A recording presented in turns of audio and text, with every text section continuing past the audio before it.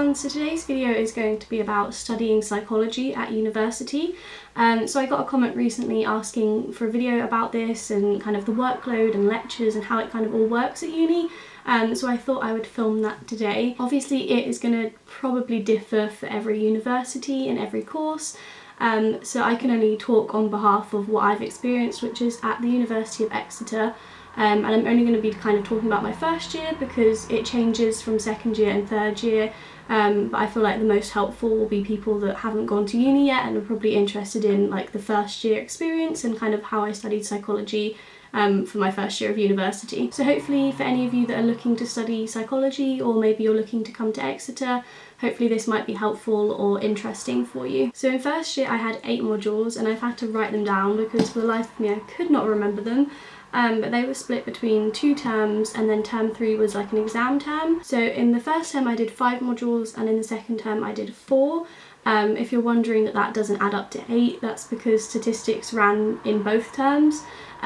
So you had an exam in January for it and also an exam in May. So the 8 modules that I did, I will read them off. I did behaviour and evolution, classic studies, biological psychology, social psychology, clinical psychology, statistics, research methods and cognition. And like I said, they were over 2 terms. I'm going to talk about stats first because, like I mentioned earlier, the layout for that is a little bit different to the other modules.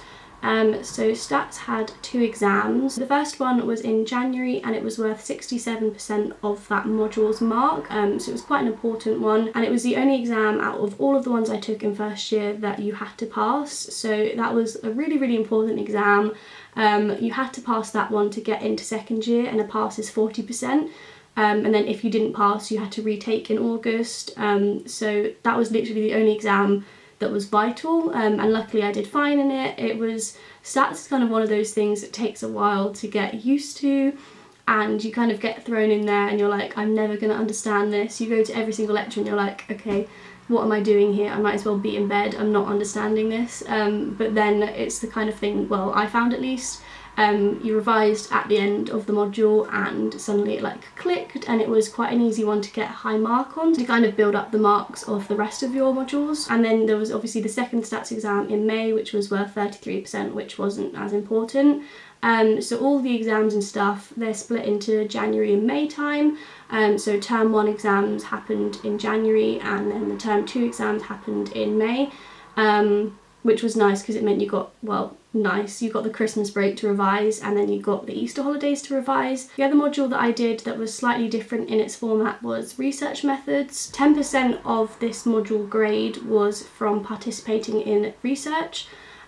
So obviously I don't know if this is the same for any other university, but you had to get 10 sort of points from taking part in other like postgrads and pieces of research that was going on at the university, and you could see what was going on a website online and then sign up to different studies, and it was usually an hour equaled about 1 point and you had to do 10 of them, which was honestly tedious. You think taking part in research is going to be fun, and it's not. Once you've done one study they're all pretty much the same and it's like 2 hours of just pressing buttons.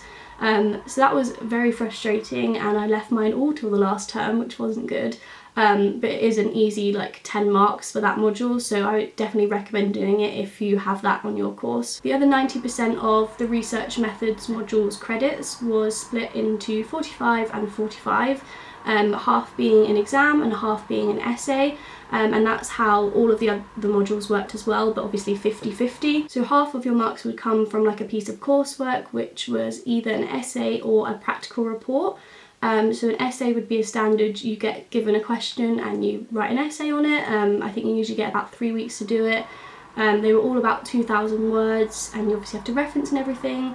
And then a practical report was also 2,000 words, but this was writing up a piece of research. So in first year we didn't carry out any of our own research, but we would be given the data and the results and we'd have to write it up in a kind of how you read the journals, you have to write up your own results. So that would be kind of the coursework half of the grade, and then the other half would be an exam. The exams minus stats were all very similar and they were multiple choice and short answer questions. So half the marks came from multiple choice questions and half the marks came from short answer questions. and they were obviously all added up, and the exams were an hour long, and that was that. Hopefully some of this is making sense. I feel like I'm all over the place at the moment, but there's so much stuff that I feel like I need to mention. So yeah, that's kind of the modules and the exams and how that was all set out and kind of how you got your grade. Each module is kind of weighted equally, and all 8 of them were added up at the end of first year, and that kind of gets you your final grade. So I was very fortunate and I finished first year with a first, which is nice. A first, if you don't know, is like the highest you can get, and it's if you get above 70%, which sounds easy when you're coming from school and you're kind of aiming for like higher than 70% most of the time, but it is quite a difference in uni. 70% isn't as easy to attain as it was in like secondary school. In terms of workload, like I mentioned, there were like the pieces of coursework, so I had 7 of them for 7 modules. But that was split over the 2 terms, so I think I had 4 in first term and 3 in second term, and they were a mix of essays and practical reports. And then in terms of kind of lectures and everything like that, I had a 2-hour lecture per module per week, obviously for the modules I was taking in that term, so I think I had about 8 to 10 hours of lectures per week. And then on top of that, at the University of Exeter we have tutorials, which are quite similar to seminars in other universities and other courses. But it's basically like a smaller group of people and you do more in-depth reading about a subject. So I think we had about 3 one-hour tutorials throughout the term for each module. So obviously that means each week in your timetable is different because you'll have little tutorials dotted around everywhere. We weren't actually tested on the tutorials, so the information that was in them didn't come up in exams, which meant I didn't always go to all of them, but I definitely recommend going to them. They're really interesting and helpful. You sometimes kind of get like homework from them and you have a piece of reading that you have to do for the next one, but they're quite casual and you're kind of in a smaller group and you're usually with a postgrad student as opposed to like a lecturer. And on top of tutorials and lectures we also had practicals. These were pretty sporadic. I don't know how many I had per module, but I'm pretty sure it was no more than 1 or 2, and they were basically just where you took part in a piece of research. It was kind of quite fun. You just fill out a questionnaire usually, and the module convener or whoever was taking the practical would kind of explain the results, and that was that. So I think I've pretty much covered everything about like the layout of psychology and how it worked that way.